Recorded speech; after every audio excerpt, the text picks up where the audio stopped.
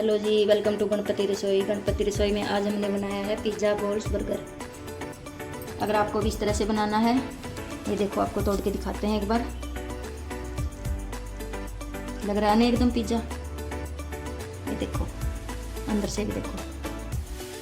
इसी तरह से बच्चों को खिलाना है तो वीडियो को देखो, लाइक करो, शेयर करो, कमेंट करो। चलो करते हैं रेसिपी स्टार्ट। यहाँ पर मैंने 1 कटोरी आटा लिया है गेहूँ का। आप यहाँ पर मैदा भी ले सकते हो। कटोरी आटा लेने के बाद अब हम लेंगे आधी कटोरी दही। यहाँ पर खट्टा नहीं डाला, यहाँ पर हमने आधी कटोरी दही डाल दी है। दही थोड़ी सी खट्टी होगी तो चलेगी। अब हम डाल देंगे आधा चम्मच नमक, थोड़ा सा डालेंगे, बिल्कुल 2 से 3 पिंच बेकिंग पाउडर। ये देखो यहाँ पर मैंने बेकिंग पाउडर लिया है, बेकिंग सोडा हमने यहाँ पर नहीं लिया है। दही डालने के बाद अब हम आटा लगा लेंगे। जिस तरह से पराठे का आटा लगाते हैं उसी तरह से आटा लगाना है। पिज़्ज़ा बर्गर भूल जाओगे इस तरह से पिज़्ज़ा बॉल्स बना के खाओगे तो। अब हम थोड़ा थोड़ा करके पानी डालते जाएंगे और आटा लगाते जाएंगे।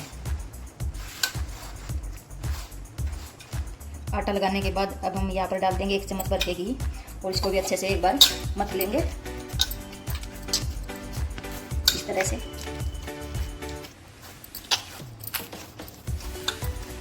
अब इसको मथने के बाद इस तरह से करके गोल गोल ढक के छोड़ देंगे इसको 15 से 20 मिनट।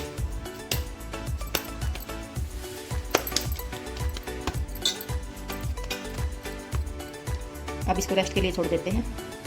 अब हम लेंगे एक मिक्सिंग बाउल, उसमें डाल देंगे रेड वाली शिमला मिर्च, ग्रीन वाली शिमला मिर्च, 2 से 3 बारीक कटी हुई हरी मिर्चें, बारीक कटा हुआ पनीर, ग्रेट की हुई गाजर,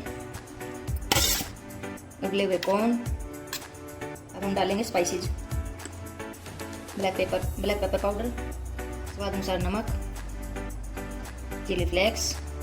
अब हम डाल देंगे पिज़्ज़ा हर्ब्स। अब डाल देंगे ओरिगेनो, बारीक कटा हुआ हरा धनिया। अब इनको अच्छे से एक बार मिक्स कर लेंगे।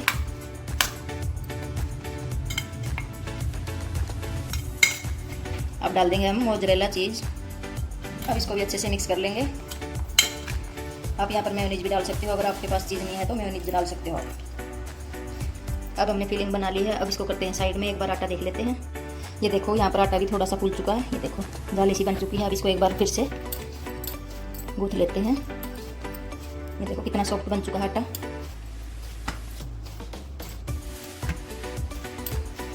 आटा हमने लगा लिया है। अब हमें क्या करना है, इस तरह से जितनी हम रोटी की लोई लेते हैं इस तरह से इसकी लोई तोड़ लेंगे। देख लेते हैं इसमें कितनी लोइयाँ बनती हैं।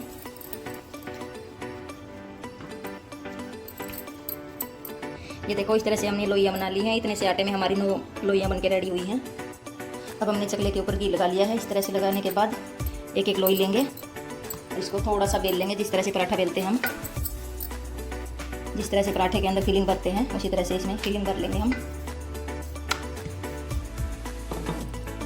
ये देखो इससे ज़्यादा हमें नहीं बेलनी है लोई। यहाँ पर हमने लिया है सूखा धनिया, जिसको हमने सुखा के रखा है। जिस साइड धनिया रखा है उस साइड को ऊपर रखना है इस तरह से। ये देखो इस तरह से लगाने के बाद जैसे हम पराठा भरते हैं ना, इस तरह से भर लेंगे फिलिंग को। जो हमने अभी भी फिलिंग भर के रेडी रखी थी वो वाली फिलिंग।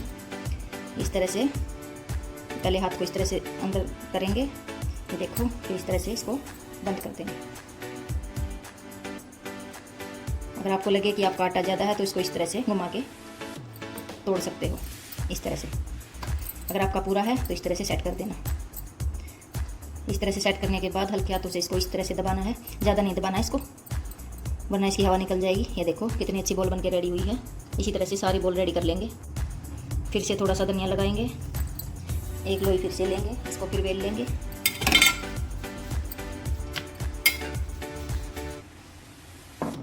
इस तरह से बेलने के बाद आप इसके ऊपर भी इस तरह से रख सकते हो। जितनी फिलिंग आपसे एडजस्ट हो जाती है उतनी आप भर सकते हो। अगर आपको दिक्कत होती है, फट जाती है तो थोड़ी सी कम कर लेना।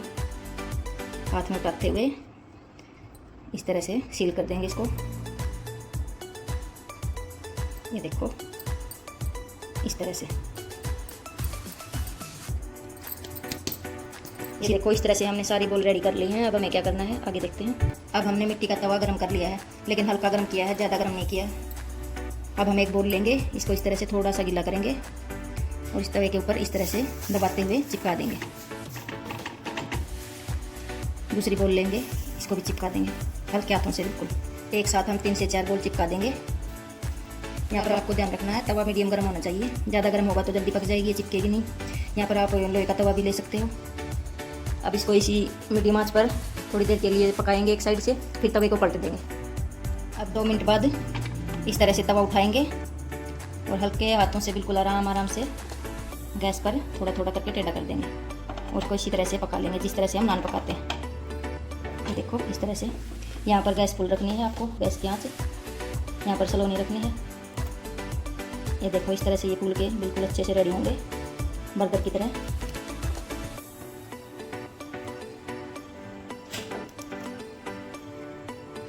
ऐसे इसको घुमाते हुए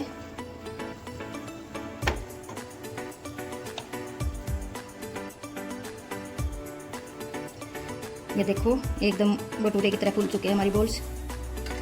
इस तरह से घुमाना बहुत ज़रूरी है वरना कच्चे रह जाएंगे। ये ऊपर से सेकने के बाद 2 मिनट फिर से गैस पर तवा इसी तरह से छोड़ देंगे। बॉल्स अपने आप तवे पर छोड़ देंगी।